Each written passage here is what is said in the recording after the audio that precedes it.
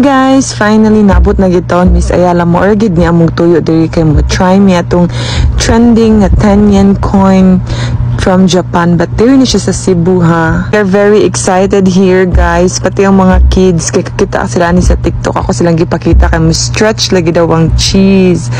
So kay excited naman kayo, mi nanay naluto na isa, so atong i-try kung legit pa jud ang stretching nga cheese, stretching nga pancake.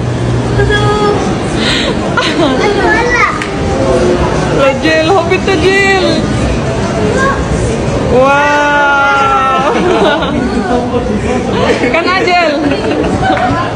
Hoy, legit gid ay, di ba? Lingaw kayong mga kids, guys. So, i-try po sa kids. Pinit! Pinit! Ayun, layo po yan!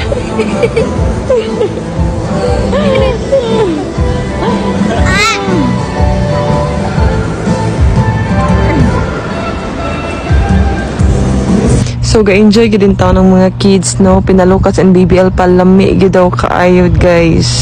Action yung kabalaka diri, guys. Kaya nalingian nila ang toy store, guys. Oh no!